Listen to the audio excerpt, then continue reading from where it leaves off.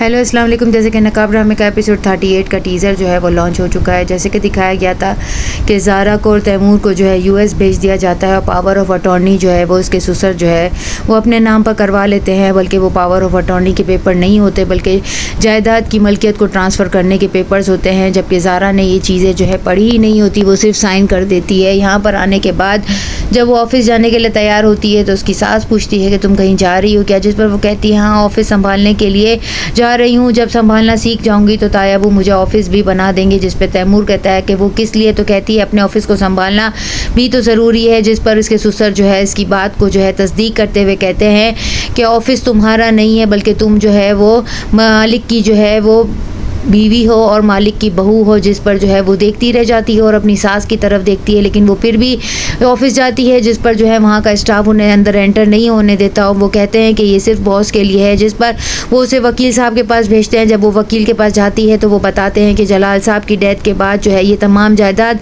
उनके बेटे को संभालनी थी लेकिन उन्होंने नहीं संभाला, तो इस तरह से ताया का और ताया के बेटे का जायदाद का ट्रांसफ़र कर लेना जो है वो लीगली है, ये इलीगल नहीं है। जिस पर वो कहती है कि मैंने तो सिर्फ पावर ऑफ अटॉर्नी के पेपर्स पर सिग्नेचर किए थे, मैंने तो कोई जायदाद ट्रांसफ़र नहीं की। जिस पर वो कहते हैं कि आपने जो है पढ़ा ही नहीं है, वो पावर ऑफ अटॉर्नी के पेपर नहीं थे बल्कि वो जायदाद के ट्रांसफ़र के पेपर थे और अब तमाम जायदाद उनके नाम पर है। जिस पर वो कहती है कि मेरे शेयर्स कहाँ हैं। जिस पर वो बताता है कि आपके वालिद और आपके ताया कह रहे हैं कि आपने अपने बाप की जायदाद में से तमाम शेयर्स जो है वो खा पी कर ख़त्म कर लिए हैं, इसलिए अब आपका कोई हिस्सा इस जायदाद में नहीं बनता और ये सब कुछ अब इन्हीं का है और अब आप घर जाकर जो है अपने ताया से पूछ सकती हैं। यहाँ पर मैस क्रिएट मत करें, ऑफिस का स्टाफ देख रहा है। जिस पर वो गुस्से में घर आ जाती है और लॉन में जाकर बैठ जाती है। जब उसकी चची उसके पास आकर कहती है यहाँ पर बैठ गई होगा, तुम्हारी तबीयत सही नहीं है तो दवाई पी के सो जाओ। जिस पर वो कहती है आज ही तो होश में आई हूँ और होश में आने के बाद भी फिर भी नींद की गोली पीकर सो जाऊँ। जिस पर उसके ताया आकर उससे कहते हैं तो वो कहती है आपने ये सब कुछ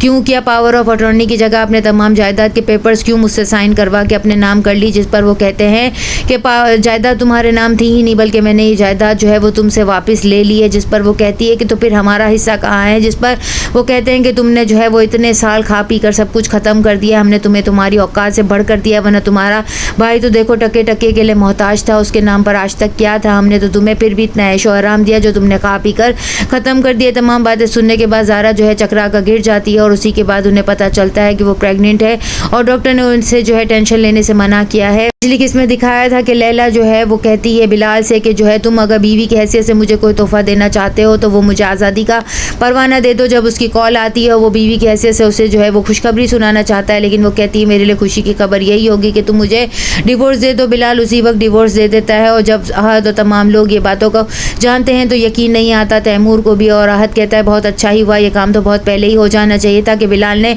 उसे आज़ाद कर दिया। यहाँ पर वो तैमूर को कहती है सब तुम्हारी तरह नहीं होते कि गले में पड़ा हुआ ढोल जो है वो बजाते रहें और ये सब तो ईमान की वजह से हुआ है। जिस पर जो है ज़ारा उसे कहती है कि हाँ तो फिर तुम क्या करती फिर रही हो, अपना तुमसे संभलता नहीं हो, दूसरों के शोरों को फंसाने के लिए नए नए जो है वो तुम हरबे आजमाती हो। यहाँ पर बिलाल जो है वो ईमान का ख्याल रखने के लिए अपने बंदे उसने उसके पीछे लगा कर रखे हैं और सलीम चाचा का घर वो ख़रीद लेता है। जब तैमूर को इस चीज़ का पता चलेगा तो वो बिलाल को कॉल करके कहेगा कि क्या तुमने वो घर ख़रीद लिया। जिस पर कहता है हाँ मैंने ख़रीद लिया और मैंने उसकी हिफाजत के लिए ये सब कुछ किया है। यहाँ पर ईमान जो है वो शहर में जो है आकर ऑनलाइन टीचिंग करेगी, ये सब कुछ भी बिलाल ने ही उसके लिए बंदोबस्त किया है और उसके लिए घर का भी इंतज़ाम करवाया है।